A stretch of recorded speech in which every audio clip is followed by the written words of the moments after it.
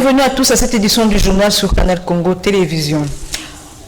Débutons ce journal avec l'incursion de l'armée rwandaise dans 6 villages du groupement Baumba dans le territoire de Nyiragongo dans la province du Nord Kivu. Elle a été contenue par les forces armées de la République démocratique du Congo, comme l'a révélé le porte-parole de la 34e région militaire, le colonel Guillaume Njike. Suivez-le dans ce reportage de Gisèle Etoko.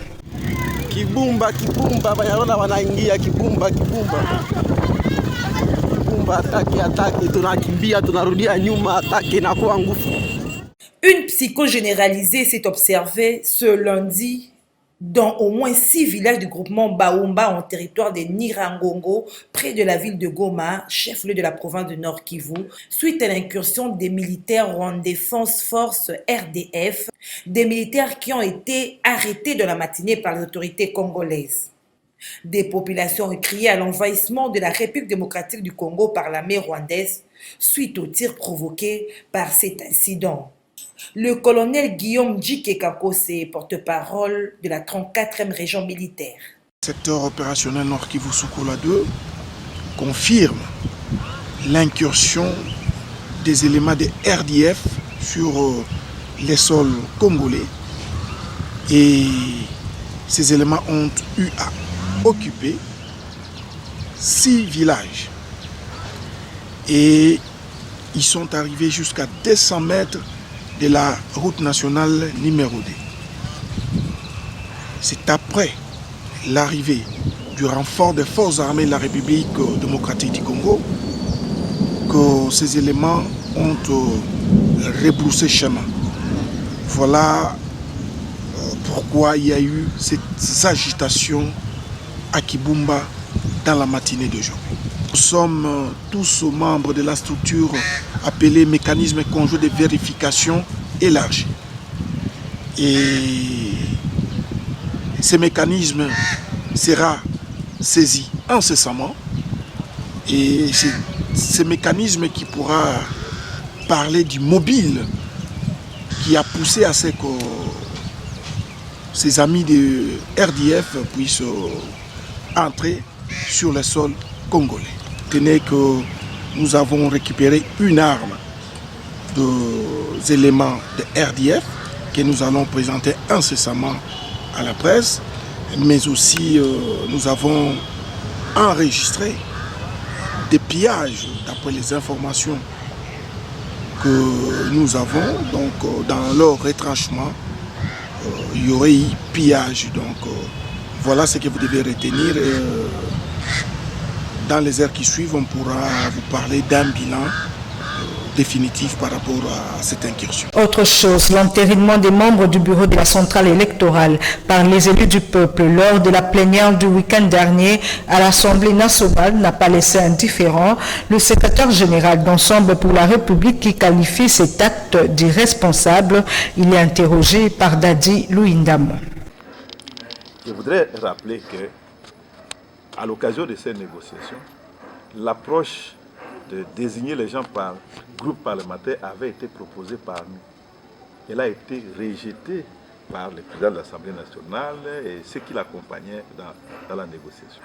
Parce que si on suivait cette approche, eh bien la famille ensemble allait se retrouver avec 2 postes au bureau, le 2e et le 4e.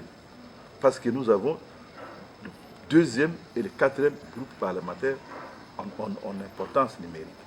Ils ont dit non, Ensemble a toujours négocié en bloc depuis le début du processus de mise en œuvre de l'Union sacrée. Et donc, Ensemble doit être traité en tant que tel. Et donc, vous êtes la 2e composante de la famille Union sacrée et vous aurez droit au poste qui vous revient en tant que tel. Alors, nous ne comprenons pas comment un des nôtres ou d'un des groupes parlementaires de l'Assemblée se retrouve sur la liste, étant donné que ça n'a pas été, en tout cas ce n'est pas avec les mandats de ceux qui ont été chargés de négocier. En l'occurrence, les 2 présidents de groupes parlementaires, les 2 collaborateurs proches du président, son conseiller spécial et son directeur de cabinet et moi-même. Donc il y a fraude, effectivement. Il y a corruption, il y a débauchage. Moi, je suis député à l'Assemblée nationale depuis c'est ma 3e législature. je crois que c'est la scène à laquelle nous avons assisté aujourd'hui. L'acte qui a été posé dans le sens de cet enterrement, c'est un acte tout à fait crapuleux. Et on a eu des scènes de violence, des contestations, mais ce n'est pas allé jusqu'à ce niveau. Et nous croyons que ceci entache d'irrégularité totale ces processus de désignation. Je vous donne un exemple. Au niveau des ex-FCC de l'Union sacrée, jusqu'à hier, ils étaient encore dans des tractations pour désigner les représentants. De quelle manière un représentant désigné hier a eu son nom dans les rapports d'une commission mixte paritaire qui était déposée à l'Assemblée nationale plusieurs jours avant la date d'hier. Vous voyez qu'il s'agit de choses pour lesquelles on manque même des qualificatifs. Nous considérons donc que ce processus est entaché de tel niveau d'irrégularité que le président de la République, qui est l'institution chargée maintenant de prendre une ordonnance pour investir cette équipe de la CENI, est placé devant ses responsabilités des garants de la nation et du bon fonctionnement des institutions. Si le président de la République accompagne ces niveaux de tricherie, alors je crois que le monde aura constaté que ce pays n'a pas, en l'état actuel, beaucoup de chances de... William Ikolo, secrétaire général adjoint en charge de la communication du parti politique Cercle des réformateurs des intègres du Congo, parti membre de l'Union sacrée, salue l'entérinement des membres de la CENI. Selon lui, la voie est totalement ouverte pour les débuts du processus électoral, il a dit à Émile Mouyaya et Bob Nzamba.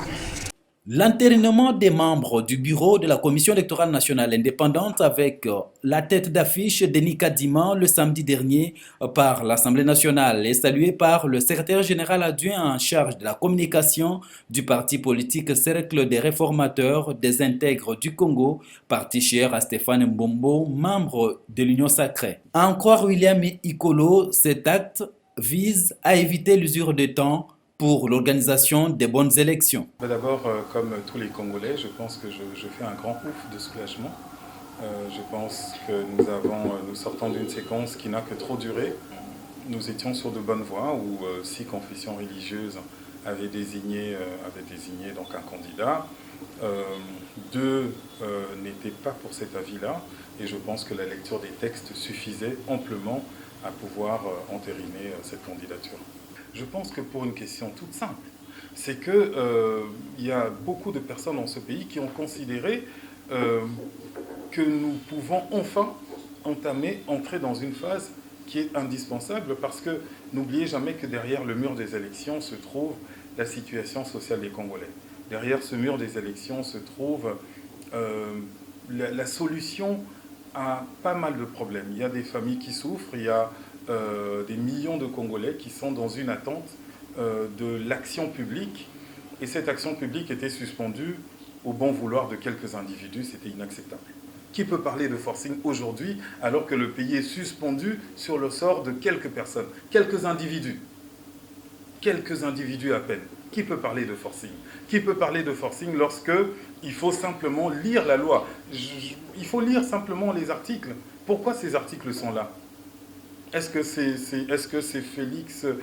c'est le président Félix Antoine Tshisekedi qui a composé ces articles? Non. Il faut simplement s'en référer aux textes. Et les textes sont clairs. Les textes ont, Dieu merci, prévu qu'en cas de blocage, il y avait la majorité qui pouvait soumettre le non. C'est ce que cette majorité a fait. Et du reste, je pense que l'Assemblée nationale a pris ses responsabilités et n'a fait que de s'acquitter d'un devoir. L'entérinement des membres de la CENI ne peut qu'attrister tout Congolais qui aspire à la consolidation de la démocratie. C'est en ces termes que s'est exprimé l'abbé Donatien Chollet, président de la plateforme Confession religieuse et secrétaire général de la SENCO. Il est joint au téléphone par Émile Mouyaya. Ce qui s'est passé à l'Assemblée nationale ne peut qu'attrister tout Congolais qui voudrait voir ce pays avancer dans la consolidation de la démocratie. On se rend bien compte qu'on fait un pas en arrière et c'est triste.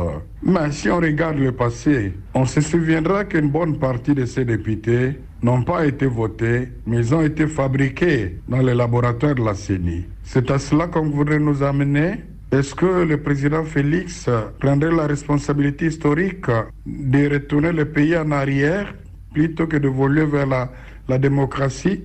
Il a encore une occasion, en tant que garant de la nation et la cohésion nationale, de se rendre crédible par rapport aux promesses qu'il a faites dans ce sens-là, notamment à l'issue des consultations nationales. J'ai du mal à croire que ce qui s'est passé au Parlement seraient les instructions qu'il a données au bureau du Parlement. Ça va se savoir. Si c'est ça, alors ça devient grave. On aurait affaire à un comité central du temps de Mobutu.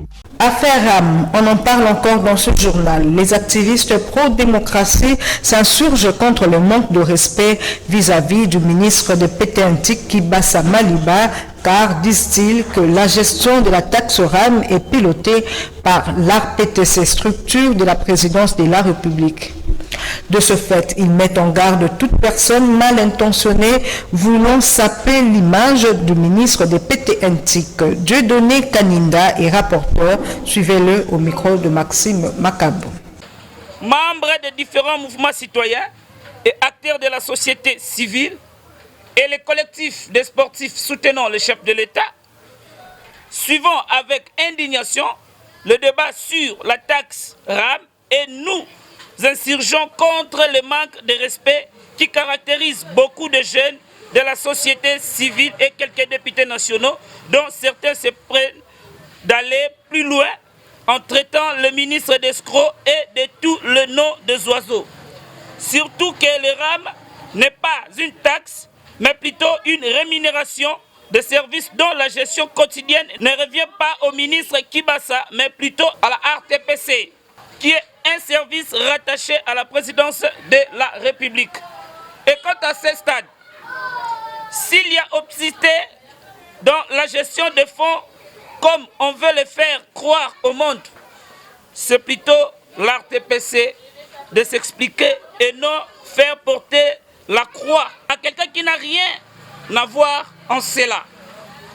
Après avoir suivi avec beaucoup d'attention les réponses du ministre devant les élus nationaux, nous comprenons qu'à ce stade actuel, la suspension de la dite taxe revient au gouvernement ou au sujet peut-être débattu en Conseil des ministres et la résolution être prise dans le sens de suppression de cette manière. Et quant à ce jour, il ne revient pas au seul ministre de Pété-Antique de prendre une décision unilatérale supprimant le RAM. Ainsi donc, étant au courant de tous ces manœuvres de manipulation de la jeunesse par les gens qui veulent à tout prix nuire et obtenir la tête du ministre Kibasa, nous mettons tout le monde en garde contre toute cette cabane montée contre le ministre et annonçons notre descente sur terrain dans les quelques jours pour apporter notre soutien à la taxe RAM, qui est une bonne initiative, et au ministre qui fait l'objet d'un lynchage médiatique pour ses bonnes actions menées à la tête de ce ministère. Cérémonie de la rentrée judiciaire à la Cour de cassation exercice 2020-2021 est intervenue ce lundi 18 octobre 2021. Le chef de l'État Félix-Antoine Tshisekedi a pris part à cette cérémonie qui, pour le premier président de la Cour de cassation, marque sa volonté de tout mettre en œuvre pour rendre effectif son idéal de l'État de droit. Devant cette obligation légale, le président de cette Cour a choisi de traiter la problématique de la résilience du contrat de location d'une concession foncière par décision unilatérale du conservateur des titres immobiliers. Tout à fait autre chose, la structure affiliée au mouvement de libération du Congo, la dynamique Paul Djunga, a procédé le dimanche à l'installation officielle des membres du comité fédéral de cette dynamique dans la commune de Selembao. Autre détail avec Maxime Macabou et Yves Lechouangue.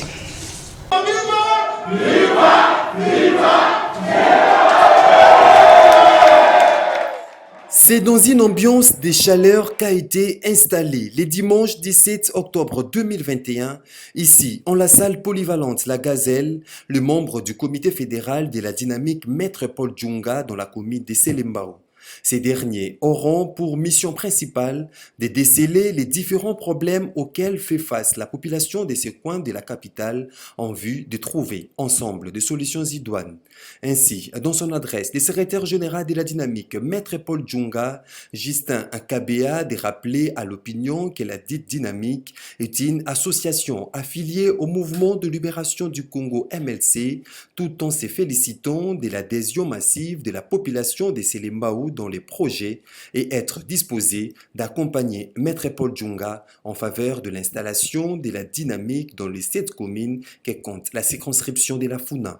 Ce qu'on peut retenir, c'est-à-dire, comme annoncé avant, la dynamique était en train de faire le travail de fourmi, comme cela s'est toujours effectué dans le MLC. Nous sommes fourmis, nous avons effectué un travail de fourmi et aujourd'hui nous sommes arrivés à implanter notre fédération au niveau de la commune de Selembao.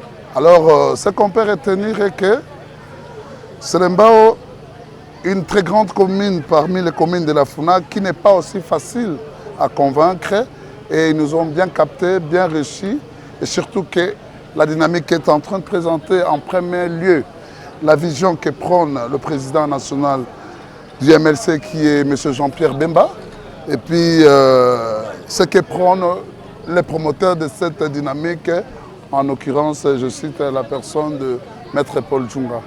Pour Maître Paul Djunga, coordonnateur national de la dynamique qui porte son nom, d'indiquer que le développement de la communauté n'a de sens que si la population se met à réfléchir ensemble. Ce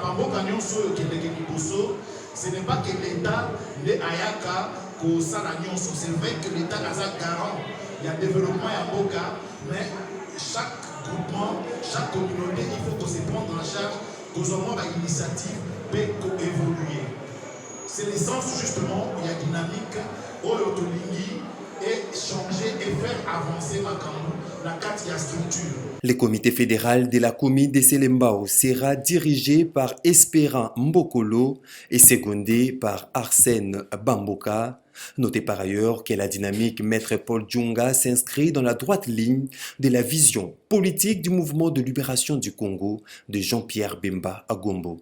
Début samedi de la campagne de sensibilisation et de conscientisation des Équatoriens sur leur avenir et leur devenir, le go a été donné dans la commune de Limete au quartier Kingabwa par le président de l'association Grand Équateur en marche, le Didier Ekabela Litenge.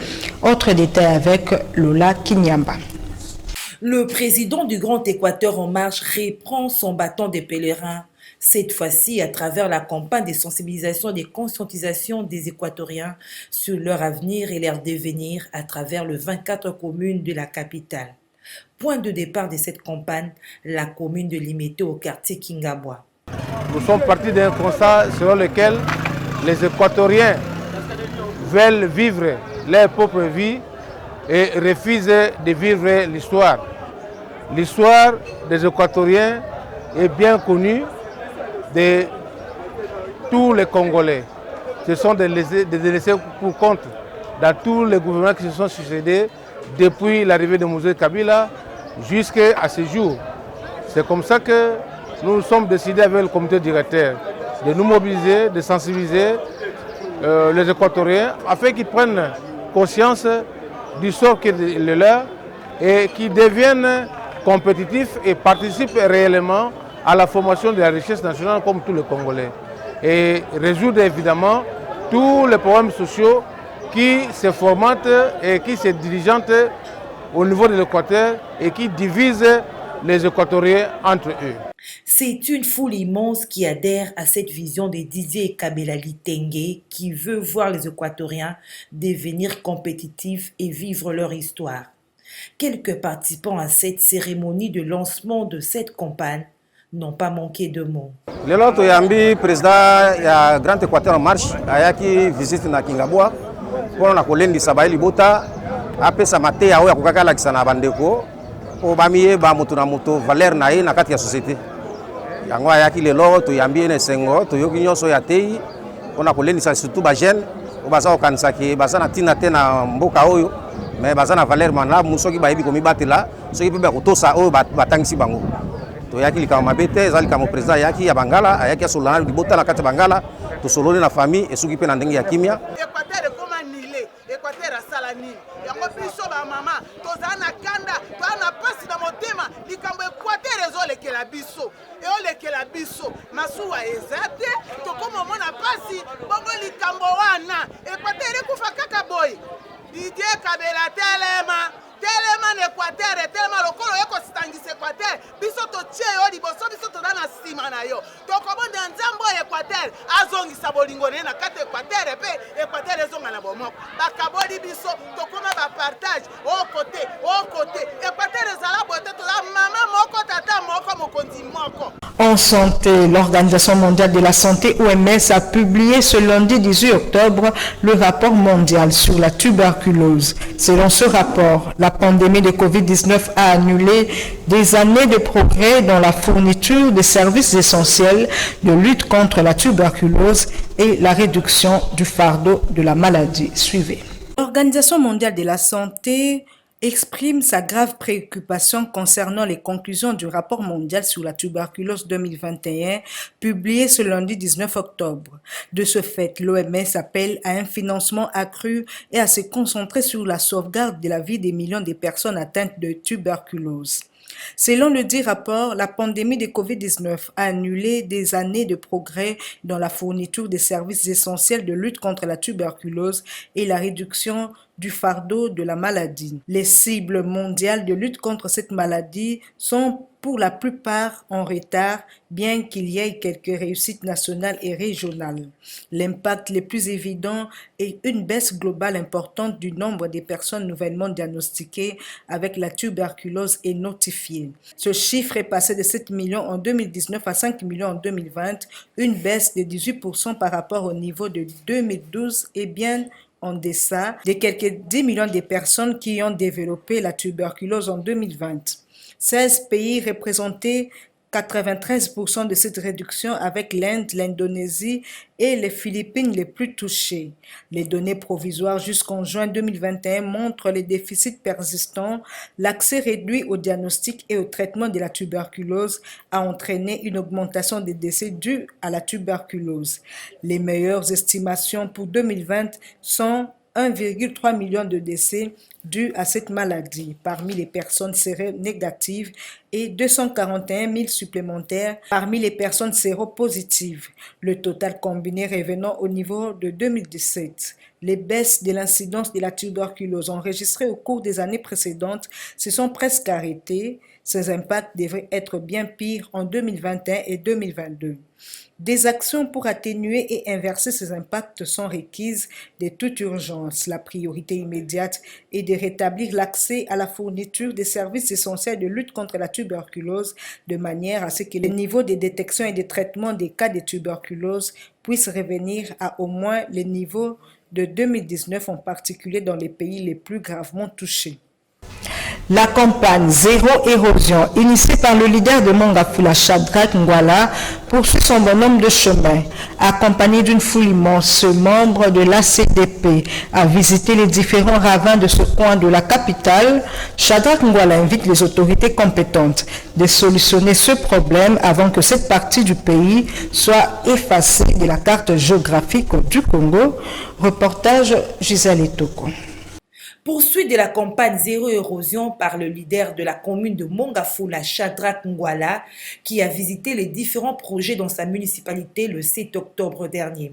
Accompagné par une foule des habitants de ce coin de la capitale, le jeune leader de Mongafula et membre de l'ACDP, parti cher à l'honorable Bienvenu Lio Tanjoli, a commencé sa tournée au ravin de Matadi-Mayo en passant par celui de Bambila, Bona, Dumez, Lutendele pour chuter à celui de Mitendi. Au passage de l'initiateur du projet, les résidents des environs et victimes de ces érosions n'ont pas caché leur peine. biso nyonso za koto to sepelaka na biso te na libulu o isalama a bakonzi kasi bazwa droit na bango ya kosalisa libulu angozi réseau ebandi na 2020 na bamwa oyo ya bambula makasi bango akakeye kosala ndenge wana nyonso mibale na oyo eza baerosion mibale sikoyo bana susi na biso eza kaka sikoyo tozoluka kaka oyo mpenza ya kosunga biso awa. À son tour, le leader de la jeunesse de Mongafula, Shadrack Ngwala, explique l'objectif de ces visites et invite les autorités compétentes d'agir avant que cette partie de la capitale soit complètement effacée de la carte. Matadi Mayo, dans la commune de Mongafula. La route qui est à côté de moi, le ravin qui est à côté de moi, il y a quelques mois passé, les gens passaient ici normalement. Le véhicule passait ici normalement. Par négligence de gens de ce coin, l'érosion a commencé trop petite. Ils ont négligé et jusqu'à ce que nous sommes arrivés à ces points. Le gouvernement central vient de lancer récemment la campagne dénommée Zéro Trou. Les érosions à Mongafula sont également des trous.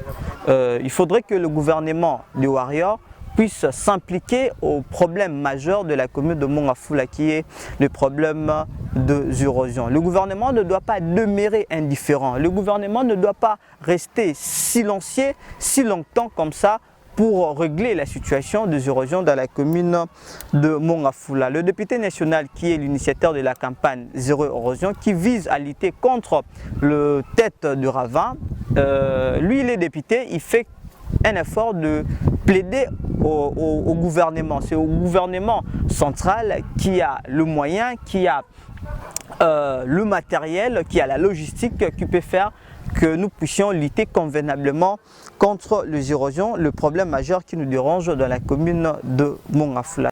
Il faut souligner que la campagne Zéro Érosion vise à lutter contre les têtes d'érosion à Mongafula et bénéficie d'un appui du député national élu de la Lukunga. Bienvenue Lyotan Jolie. Ma lettre d'amour, mon cri de cœur pour toi, mon Congo, tel est le titre de l'ouvrage qui a été porté sur les fonds baptismaux le week-end dernier à Africana Palace dans la commune de Lingwala, écrit par le journaliste Piero Elameji. Ce livre constitue un véritable appel au patriotisme lancé par son auteur à ses compatriotes congolais. Reportage Jean-Romance Mokolo et Dedi Mujinga. Tu as racheté les immeubles que tu auras construits. On parlera des droits sur chaque mot, chaque acte que tu auras posé pour faire vivre ces pays, pour faire vivre l'âme de ces pays. C'est sous la modération de Alain Héroux de Radio Okapi que s'est déroulée le samedi 16 octobre 2021 à Africana Palace la cérémonie de vernissage de l'ouvrage intitulé « Ma lettre d'amour, mon cri de cœur pour toi, mon Congo », un livre écrit par le journaliste Piero Elameji. Dans sa présentation de l'ouvrage, le journaliste Jean-Marie Kassamba a salué l'amour avec lequel son auteur a écrit ce livre qui est selon lui une interpellation, une conscientisation des Congolais d'assumer leurs responsabilités afin de faire de la RDC un paradis terrestre. Pour le président provincial de l'UNPC Kinshasa, Piero Elameji propose à travers Mon amour pour le Congo un nouveau paradigme pour développer le Congo-Kinshasa, à savoir le travail, la culture de l'effort, la culture des transformations des richesses que Dieu nous a données. Le moment fort de cette cérémonie, c'est le baptême du livre par le docteur Michel Mouvoudi, membre de l'équipe de riposte contre le Covid-19. Au terme de la cérémonie, l'auteur du livre, Piero Elameji, en a fait l'économie devant la presse. Le livre Ma lettre d'amour et mon cri de cœur pour toi mon Congo est un message de sensibilisation, un message de prise de conscience que j'adresse à chaque Congolais, chacun dans sa particularité, dans son entreprise, dans ses activités. C'est uniquement pour dire aux Congolais que nous pouvons aujourd'hui faire mieux et faire de ces pays un paradis, parce que c'est un paradis que Dieu nous a donné, mais on ne peut pas le faire si on n'a pas l'amour. L'amour pour les pays, l'amour pour les prochains, l'amour pour l'autre, c'est juste ça.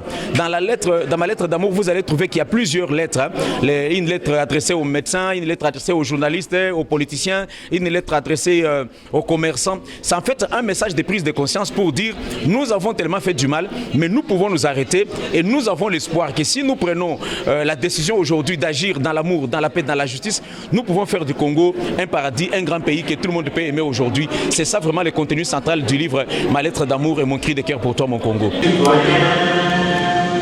Anthony,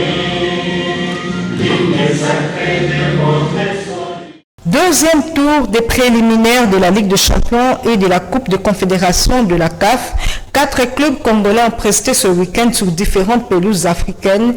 Le tout-puissant Mazembe, l'AS Maniema Union, l'AS V Club et le DSMP ont joué dans les 2 compétitions. Suivez le bilan de ce match dans cet élément signé John Mukadi. De 4 ambassadeurs de la RDC en Ligue des Champions et en Coupe de Confédération, les Congolais n'ont eu qu'une victoire, des nuls et une défaite. C'est d'abord le tout-puissant Mazembe de Lubumbashi qui a ramené un nul vierge des 0 partout de l'Afrique du Sud, où il a été reçu par la formation d'Amazulu FC au stade Moses Mabida de Durban. Les Corbeaux louchois ont gardé la cage de l'air portier inviolé malgré l'intensité du jeu les refaits par les locaux d'Amazulu. Ils pouvaient faire mieux, ni têter les occasions manquées par Jean Balégué et Philippe Kinzumbi. Mazembe pourra se qualifier pour les 8e de finale de la Ligue des Champions à condition de remporter les matchs retour le week-end prochain à Lubumbashi au stade TP Mazembe. Pour sa part, l'AS Maniema Union, qui joue la même compétition, a opposé une résistance farouche aux Sud-Africains de Mamelodi Sundowns en concédant un match nul de 2 buts partout au stade des Martyrs de la Pentecôte. Dominés à des reprises dans cette rencontre, les unionistes ont répondu présents pour enfin arracher les matchs nuls en fin de la partie. Un nul désavantagé pour les Congolais qui seront obligés de remporter les matchs retour et à défaut d'une victoire, rééditer les mêmes scores pour accrocher la séance de tirs au but et espérer se qualifier pour les tours prochains. Mauvaise nouvelle plutôt pour l'ASV Club de Kinshasa qui a acheté un contre 2 devant Marumo Galante à Polokwane où les hommes de Chanty ont dominé leurs adversaires mais ont fini par s'incliner. Eric Kaboué a été le seul buteur des Verts et Noirs à la 86e minute de jeu. Club jouera les matchs retour décisifs pour sa qualification le week-end prochain au stade de Martyrs pour accéder au barrage de cette compétition. Pour sa part, le Daring Club Motema Pembe a ramené une précieuse victoire du Rwanda, où il s'est imposé 2-1 face à l'AS Kigali. William Likuta a donné les temps dès la 9e minute de jeu en ouvrant les scores pour les Immaculés. Peu avant la pause, soit à la 43e minute de jeu, Katulondi Kati a doublé la mise de la tête pour les Imaniens. Les Rwandais, qui jouaient sur leur propre terrain, ont réduit les scores à la 63e minute de jeu. Comme club, DSMP reçoit l'AS Kigali le week-end prochain au stade des Martyrs. Un match nul suffit pour la qualification. Et voilà, c'est par ici que nous mettons un terme à cette édition du journal sur Canal Congo Télévision. Merci à tous de l'avoir suivi. Je vous retrouve demain à la même heure et sur la même chaîne. Au revoir.